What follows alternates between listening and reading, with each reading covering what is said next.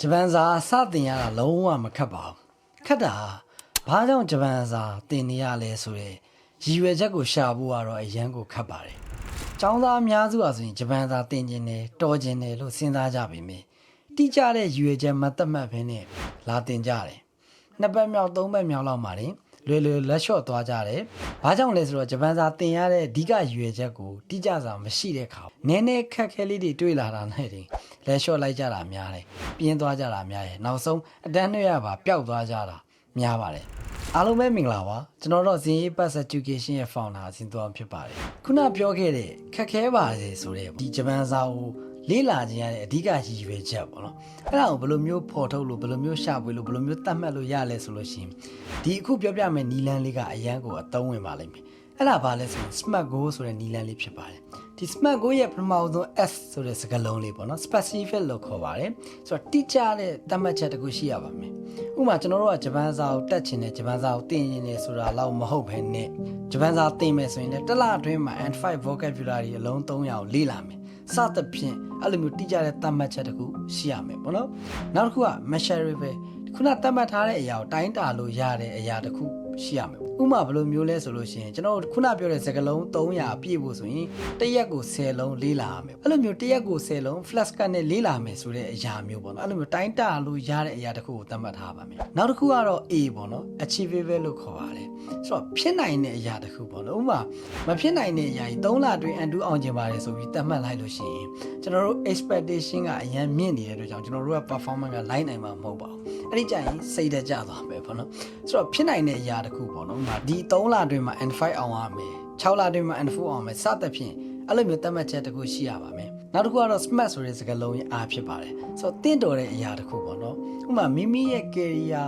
life goal နဲ့သက်ဆိုင်တဲ့ goal သတ်မှတ်ချက်တစ်ခုထားရမှာဖြစ်ပါတယ်ဒါမှသာလျှင် motivation မကျသွားပဲနဲ့ကျွန်တော်တို့ consistency ရှိနဲ့အခက်အခဲတွေကြုံလာတဲ့အချိန်မှာလည်းကြော်လွှားပြီးဆက်လုပ်နိုင်မှာဖြစ်ပါတယ်ဥပမာဂျပန်မှာကျောင်းသွားတက်ဖို့အတွက် N3 စာမေးပွဲအောင်ကိုအောင်ရမယ်စသဖြင့်အဲ့လိုမျိုး realistic ဖြစ်တဲ့ကျွန်တော် goal တစ်ခုသတ်မှတ်ထားဖို့အရန်ကိုအရေးကြီးပါတယ်နောက်တစ်ခု T လို့ခေါ်တဲ့ time bound ပေါ့နော်အချိန်ကန့်သတ်ချက်တစ်ခုဥပမာဂျပန်စာသင်မယ် N5 အောင်မယ်ဘယ်ချိန်မှအောင်กว่าဆိုရင်ကျွန်တော်ခီးရောက်မှာမဟုတ်ပါဘူးပေါ့နော်အဲ့လိုမျိုးဖြစ်တာဖြစ်တဲ့အတွက်12လပိုင်း GLPT စာမေးပွဲမှာ N4 အောင်ကိုအောင်ရမယ်ဆိုတဲ့ deadline သတ်မှတ်ချက်ပေါ့နော်ဆိုတော့အဲ့လိုမျိုးတိကျတဲ့သတ်မှတ်ချက်တစ်ခုထားပါမယ်ကျွန်တော်လူသားတွေရဲ့အုံနောက်ဆိုတာကကျွန်တော်တို့အဲ့လိုမျိုးပန်းတိုင်ကိုပြက်သားမှတ်ထားလေကျွန်တော်တို့ရဲ့လှုပ်ဆောင်ချက်တွေကပို့ပြီးတော့ကောင်းမွန်လေးဖြစ်ပါတယ်အဲ့လိုမျိုးတိကျတဲ့ smart goal မရှိဘဲနဲ့ကျွန်တော်ဝေဝါးနေတဲ့ရည်ရွယ်ချက်တွေနဲ့ဂျပန်စာကိုတော်ခြင်းနဲ့ဂျပန်စာကိုသင်ခြင်းနဲ့ဂျပန်စာရခြင်းလောက်တည်းဆိုတဲ့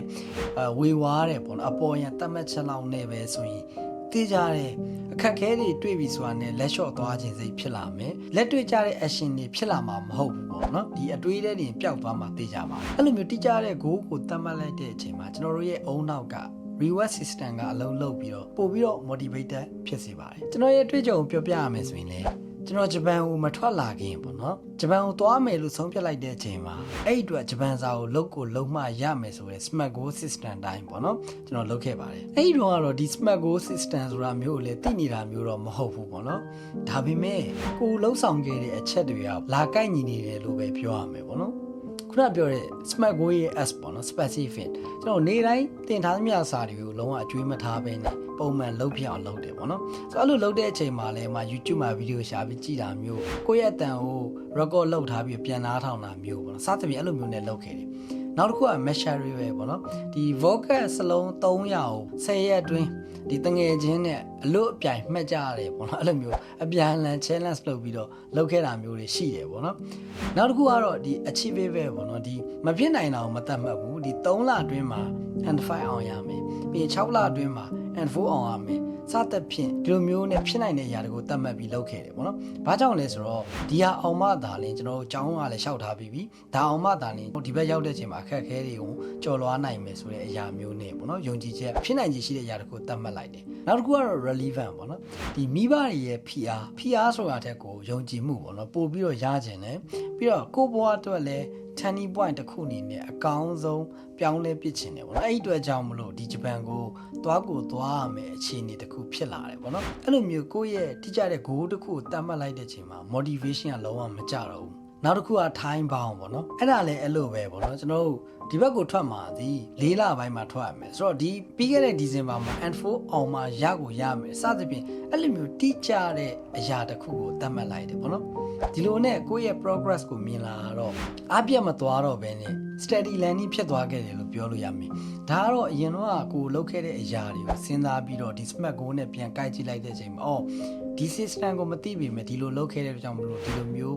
အကောင်းဆုံးကျော်လွှားနိုင်ခဲ့တယ်လို့ခံစားမိတယ်ပေါ့နော်ဒီ smart goal concept ကိုအသုံးပြုပြီးတော့ပေါ့နော်ကျွန်တော်တို့ရဲ့ Zee Pass Education မှာဆိုရင်လေ N5 video plus Zoom class ကိုပေါ့နော်တကယ်အလုပ်ဖြစ်စီအောင် specially ပြင်ဆင်ထားတာရှိပါတယ်နောက်ပြီးတော့ပေါ့ဒီစပြီးတော့တပတ်ကြာမှာစာဆက်မလုပ်ဖြစ်တော့ဘဲနဲ့ပျောက်သွားတတ်တဲ့သူတွေဂျပန်စာသင်ကျင်ပေမဲ့လည်းတိကျတဲ့ schedule မရှိလို့ဒီတော်တော်နဲ့ရှေ့မရောက်တဲ့သူတွေပြီးတော့ Zoom Plus Video Class ဆိုတော့အဆင်ပြေပါမလားဆိုပြီးတော့စိုးရိမ်နေတဲ့သူတွေစတဲ့ပြဿနာတွေကိုပြည်လဲစေဖို့အတွက်ပေါ့နော်ဒီ Smart Goal Method နဲ့အညီ weekly plan တွေကိုပေးပြီးတခြား train ပေးသွားမယ်အတန်းလေးလည်းဖြစ်ပါတယ်ဂျပန်စာကို zero knowledge ကနေစပြီးတော့ N5 level ပြီးတဲ့အထိ video သင်ခန်းစာတွေကိုspecific ကြာဖြစ်အောင်ပတ်စဉ် time table နဲ့ပို့ပေးသွားမှာဖြစ်တဲ့အပြင်ဒီတပတ်တာရဲ့ progress ကိုပြန်ကြည့်လို့ရဖို့ measure ပဲလုံးနိုင်ဖို့အတွက်ပတ်စဉ် zone အတန်းအချိန်တွေဒီအိမ်စာစစ်ဆေးပေးမယ့်အစီအစဉ်တွေ task တွေလည်းရှိပါတယ်နောက်ထပ်အားသာချက်တစ်ခုကဒီ video lesson တွေဖြစ်တာဖြစ်တဲ့အတွက်ကိုယ်စီပြ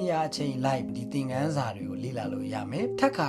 ပြန်လည်ပြီးတော့ကြည့်လို့ရတဲ့အတွက်ကြောင့်မလို့ပေါ့နော်အရန်ကိုအဆင်ပြေပါလိမ့်သင်ခန်းစာဗီဒီယိုတွေကိုလည်းပေါ့နော်ညီးငွေစရာမကောင်းအောင်နိုင်နဲ့ချီပြီးတင်တာမျိုးမဟုတ်ဘဲနဲ့မိနစ်ပိုင်း live ပေါ့နော်တပိုင်းစီပေါ့နော်တေချာလေးထိထိမိမိရှင်းပြထားတာဆိုတော့အချိန်အများကြီးမပေးရဘဲနဲ့စာအများကြီးရသွားအောင်စီစဉ်ထားပါတယ်နောက်ထပ် achievable ဖြစ်စေဖို့အတွက်အားလုံးကိုလုံးနိုင်မဲ့ limit တစ်ခုထက်လည်းမကျော်အောင်အရေးကြီးတဲ့ point တွေကိုလည်းမလွတ်အောင်တေချာလေးစီစဉ်ထားပါတယ်တခါလာလဲ N5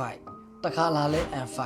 ဒီလိုမျိုးဇက်မျိုးကြီးဖြစ်ပြီးတော့ဗောနော်ဂျပန်စာ N5 ကနေမတက်ဘူးဆိုတာမျိုးမဖြစ်ရလေအောင်လေဒီအတန်းကာလာကိုဗောနော်3လခွဲသတ်မှတ်ထားပြီးတော့စာမေးပွဲအတွက်မိကွန်ဟောင်းတွေကိုပါကျွန်တော်လေ့ကျင့်သင်ကြားပေးမှာဆိုတော့ဒီလိုတာတက်ပို့ပြီးတော့အချိန်မကုန်ဘဲနဲ့ဗောနော်ဂျပန်စာလေ့လာမှုခရီးစဉ်ကိုအမြန်ဆုံးတိုးတက်အောင်ကူညီဆောင်ရွက်ပေးနိုင်ပါတယ်အဲ့တော့ဂျပန်စာကိုကိုယ်ပိုင်အချိန်မှာကိုယ်ပိုင်စာကြည့်နှုံးနဲ့တကယ်ထိထိရောက်ရောက်လုပ်ဖြစ်အောင်စတင်ဖို့အတွက်ဆိုရင်ဒီ Smart Goal Method N5 Zoom Plus Video Class အတန်းလေးကိုကျွန်တော်တို့ Zee Pass Education မှာစတင်ဖွင့်လှစ်ထားပြီးဖြစ်ပါတယ်စိတ်ဝင်စားတဲ့သူတွေအနေနဲ့ Page Messenger မှာ Join N5 လို့ပေးပို့ထားပေးပါဘောနော်အသေးစိတ်ကိုကျွန်တော်တို့ပြန်လေတခြားလေးဖြေချပေးမှာဖြစ်ပါတယ်အားလုံးကိုအများကြီးကျေးဇူးတင်ပါတယ်နောက်ဗီဒီယိုမှာဆုံတွေ့ကြပါမယ် Bye bye